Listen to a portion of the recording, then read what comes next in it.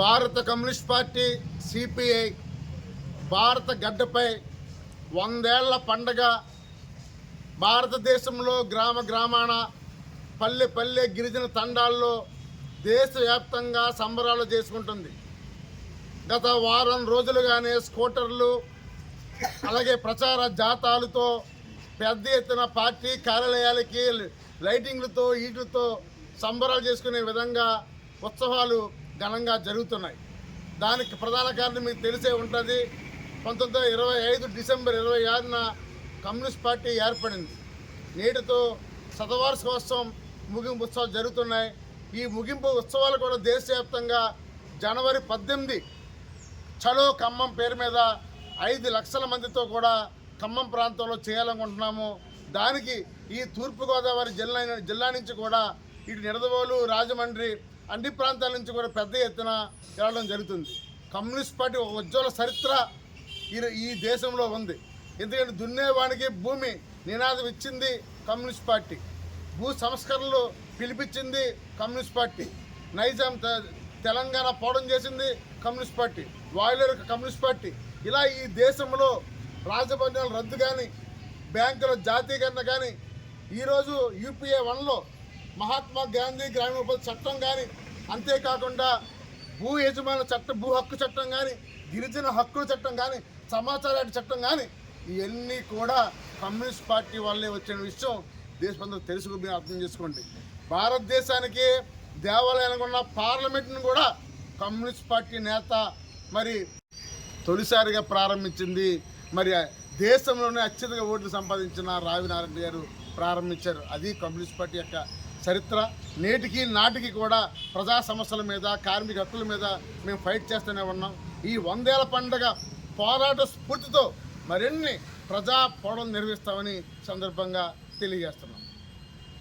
Okay బాబు, అందరూ కూరగాయల మార్కెట్లో ఈరోజు మరి సిపిఐ పార్టీ 100 సంవత్సరాలు సందర్భంగా పండుగ దినాలను ప్రతి రాష్ట్రంలో ప్రతి జిల్లాలో కూడా మరి జెండా వందనం చేస్తారు. దీని అందరినీ కూడా ఇంకా ముందు తీసుకెళ్ళి ఈ పార్టీని మరింత బలవంతం చేయాలని అందరూ కూడా కష్టపడి పనిచేయాలా, ముందు కూడా ఈ పార్టీని డెవలప్మెంట్ చేస్తారని కోరుకుంటూ నాకు ఈ అవకాశం ఇచ్చిన ధన్యవాదాలు.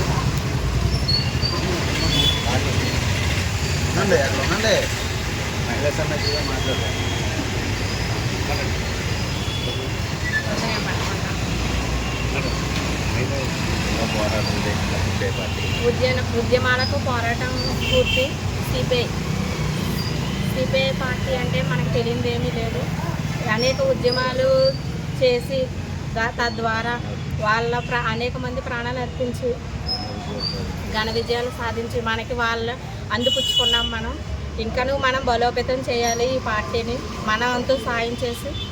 అంతేకాకుండా ఖమ్మం జిల్లాలో 18వ తారీఖున శతాబ్ది సంబరాలు జరుగుతున్నాయి. పెద్ద ఎత్తున రాష్ట్ర వ్యాప్తంగా పెద్ద ఎత్తున అక్కడ ఉద్యమాలకు జరగనుంది. 1,00,000 మంది రెడ్ షర్ట్ వాలంటీర్లతో సభ నిర్వహించనున్నారు. 5 లక్షల మంది బహిరంగ సభ జరగనుంది. తూర్పుగోదావరి నుంచి అనేక మంది పెద్ద ఎత్తున తరలి వెళ్ళి అక్కడ ఉద్యమోత్సవాలను విజయవంతం చేయాలని సందర్భంగా తెలియజేస్తున్నాం. సీనియర్ కామ్రేడ్ మాట్లాడలేదు ఏం లేదు. పార్టీ గురించి 100 సంవత్సరాలు పూర్తి చేశారు. ఇది ఇంకా చేయాలని మహిళల పాత్ర కూడా చాలా ఎక్కువగా ఉంది. ఈరోజు మరి భారత కమ్యూనిస్ట్ పార్టీ 100 సంవత్సరాలు పూర్తి చేసుకున్న సందర్భంగా మరి ప్రతి శాఖలో జెండా ఆవిష్కరణ అయితే జరుగుతుంది. మరి ఈరోజు మన పార్టీ ఆఫీస్ కాడ జెండా ఆవిష్కరణ చేయడం జరిగింది. మరి ఈ 100 సంవత్సరాల్లో కూడా ఈ పార్టీ చాలా విజయవంతంగా మరి కాంగ్రెస్ తర్వాత ఇదే 100 సంవత్సరాలు పూర్తి చేసుకున్న పార్టీ. మిగతా పార్టీలన్నీ కూడా ఈ మధ్య వచ్చిన పార్టీలే. ఈ సందర్భంగా మరి ప్రతి శాఖలో కూడా జెండా ఆవిష్కరణ జరుగుతుంది. అలాగే రేపు వచ్చే నెల జనవరి 18న కూడా ఖమ్మంలో జరగబోయే భారీ బహిరంగ సభకు 5 లక్షల మంది రావడం జరుగుతుంది. మన తూర్పుగోదావరి జిల్లా నుంచి కూడా యంగ్ కమ్యూనిస్టులు తరలి వెళ్ళడానికి సిద్ధంగా ఉన్నాము. అలాగే ఈ 100 సంవత్సరాల్లో కూడా చాలామంది ప్రాణాలు అర్పించి ఎన్నో సేవా కార్యక్రమాలు చేసి చాలా విజయవంతం సాధించారు. అలాగే వాళ్ళ బాటలో మేము నడుచుకుంటామని మా యూత్ ప్రకారంగా మేము ఇంకా మిగతా యూత్ని కూడా గ్యాదర్ చేసి పార్టీని బలోపేతం చేస్తామని ఈ సందర్భంగా తెలియజేసుకున్నాను. నాకు ఈ అవకాశం ఇచ్చినందుకు మీ అందరికీ ధన్యవాదాలు. సిపిఐ పార్టీ శతాబ్ది వార్షికోత్సవాలు జరుగుతున్నందుకు మాకు చాలా సంతోషంగా ఉందండి. అయితే ఈ శతాబ్ది వార్షికోత్సవంలో ఎంతోమంది ప్రాణాలు అర్పించారు, ఎంతోమంది రక్తదానం ఉంది. దీంట్లో కార్మికులు, కర్షకులు వీటన్నిటి గురించి చాలామంది ప్రాణాలు అర్పించారు. వాళ్ళని మేము మాదిరిగా తీసుకుని మేము ముందుకు తీసుకువెళ్ళాలని అనుకుంటున్నామండి. ఏఐవైఎఫ్గా ఇంకా విద్య, వైద్యం, ఉపాధి అనేది దాంట్లో కూడా చాలా మేము పోరాటాలు చేస్తున్నాము. అయితే విద్య, వైద్యం, ఉపాధి అనేది లేక చాలామంది ఆత్మహత్యలు చేసుకుంటున్నారు. చాలా నిరుద్యోగానికి గురవుతున్నారు. నిరుద్యోగుల తరపున మేము పోరాడుతున్నాం. అనేక మంది యువతని మేము పురుగొల్పి సిపిఐ పార్టీకి బలోపేతం చేస్తున్నాము. మేము ఎంతోమంది మా సీనియర్ నాయకుల్ని అనుసరించి నడుచుకుంటున్నామండి. ఈ అవకాశం ఇచ్చినందుకు ధన్యవాదాలు. ఏవైఎఫ్ శ్రీనివాస్. వర్ధిల్లాలి భారత కమ్యూనిస్టు పార్టీ, వర్ధిల్లాలి భారత కమ్యూనిస్టు పార్టీ, వర్ధిల్లాలి భారత కమ్యూనిస్టు పార్టీ. సోదరి సోదరులారా, భారత కమ్యూనిస్ట్ పార్టీ శతవసంతాలు అంటే 100 సంవత్సరాలు పూర్తి చేసుకొని ఈ రోజుకి పూర్తవుతోంది. ఈ రోజు నుంచి 101 సంవత్సరాలకు అడుగు పెడతా ఉన్నాయి. అయితే భారత కమ్యూనిస్ట్ పార్టీ భారతదేశ రాజకీయ ముఖ చిత్రంలో ప్రముఖ పాత్ర పోషించింది. ఎలాగనగా స్వాతంత్రం గురించి పోరాడింది, అనేక మంది ప్రాణత్యాగాలు చేశారు. రెండో పక్కన ప్రజల సమస్యల గురించి నిరంతరం అనేక పోరాటాలు చేసింది. మరి రాజభరణాలు రద్దు చేయాలని ప్రధానమైన డిమాండ్ తోటి ఆ రోజు ఉన్నటువంటి సంస్థ అనే దేశ రాజుల నుంచి వారికి ఇస్తున్నటువంటి భరణాలని రద్దు చేయాలని పోరాడింది కమ్యూనిస్ట్ పార్టీ. ప్రజాధనాన్ని దుర్వినియోగం చేయకూడదని చెప్పి పోరాడింది కమ్యూనిస్ట్ పార్టీ. అది కాక పేదలకి భూములు పంచాలని భూ సంస్కరణ తీసుకురావడానికి కృషి చేసింది, పోరాడింది. బ్యాంకులు జాతీయకరణ చేసింది, అనేక ఉద్యమాలు నిర్వహించింది. ఈ ప్రజా ఉద్యమాలు నిర్వహించడం ద్వారానే కొన్ని మార్పులు జరిగి ప్రజలకు కొన్ని సౌకర్యాలు వచ్చాయి. ఇవాళ అధికార పక్షం ఏదున్నప్పుడు కూడా ప్రజలకు అనేక వాగ్దానాలు చేస్తుంది. అవి విస్మరిస్తూ ఉంటే, పక్కనెట్టి మోసం చేస్తూ ఉంటే ప్రజల పక్షాన్ని ఎర్రజెండా అధికారం లేకపోయినా మరి పోరాడి ప్రజలకు ఇచ్చిన వాగ్దానాన్ని అమలు చేయని చెప్పేసి నిలదీస్తూ ఉంది. అందులో భాగంగానే ఇవాళ సంక్షేమ పథకాలు అమలవుతున్నాయి. కారణం ఏంటి? సంక్షేమ పథకాలు ఇవ్వకపోతే ప్రజలు ఇబ్బందుల పాలైతే తిరగబడతారనే ఉద్దేశంతో పాలకులు సంక్షేమ పథకాలు ఇస్తా ఉన్నారు. రెండో పక్కన వేలాది కోట్లాది రూపాయల ఆస్తుల్ని మరి పెట్టుబడిదారులకి ఇవాళ కేంద్ర రాష్ట్ర ప్రభుత్వాలు డబుల్ ఇంజిన్ సర్కార్ అనే పేరుతోటి దోచేస్తున్నారు.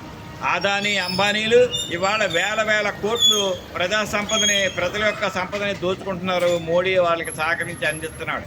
అందువల్ల 16 లక్షల వేల కోట్ల రూపాయలని బ్యాంకు రుణాలు మాఫీ మీద వాళ్ళు ఎగ్గొడితే ప్రభుత్వం మాఫీ చేసింది.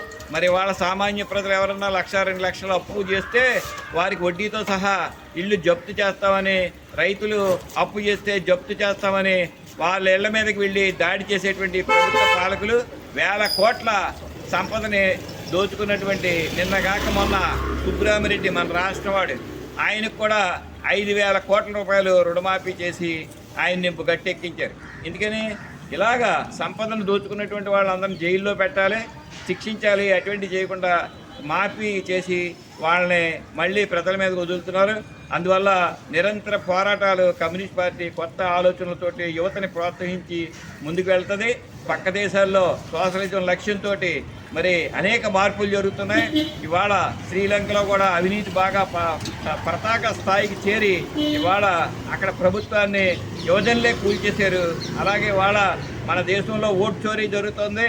ఓట్లు కావాల్సిన వాళ్ళని ఉంచుకొని అక్కలేని తీసేసే పరిస్థితి, గ్యామ్లింగ్ చేస్తున్నారు. ఎలక్షన్ కమిషన్ కూడా ప్రభుత్వానికి తొత్తుగా వ్యవహరిస్తూ ఉంది. మరి ఇప్పటివరకు జరిగినటువంటి ప్రజాస్వామ్య దేశంగా మనకి పేరున్నటువంటి పేరుని మరక తెచ్చే విధంగా, మసిపోసేటువంటి విధంగా ఇవాళ ఎలక్ట్రానిక్ ఓటింగ్ యంత్రాలను పేరుతోటి జరుగుతున్నటువంటి మోసం ఇంత అంతా కాదు. దీన్ని ప్రజలు గమనిస్తారు, తిరగబడతారు, ప్రజా చైతన్యం పెరుగుతుంది. అందువల్ల కమ్యూనిస్ట్ పార్టీ పోరాటాలు రానున్న రోజుల్లో యువశక్తులు, ఇవాళ మా రాష్ట్ర కార్యదర్శి యువకుడు వచ్చాడు, అందువల్ల గొత్తుల ఈశ్వరయ్య అనే యువకులను సమీకరిస్తున్నాడు, ప్రజా సంఘాలు సమీకరిస్తున్నాడు, పోరాటాలను సిద్ధం చేస్తున్నాడు. ఈ పోరాటాలన్నీ కూడా పతాక స్థాయిలో మార్పు తీసుకురావడానికి తోడ్పడతాయి, సమాజ స్థాపనకు లక్ష్యంగా పునాదులు వేస్తాయని చెప్పేసి ఈ సందర్భంగా మనవి చేస్తూ కమ్యూనిస్ట్ పార్టీ ఇచ్చిన కార్యక్రమాలని విజయవంతం చేయాలని, తోడ్పాటును అందించాలని 50 మంది ప్రజానికానికి విజ్ఞప్తి చేస్తా ఉన్నాం. నా పేరు నల్లా రామారావు, సిపిఐ సీనియర్ నేత. నాది అయిపోయింది.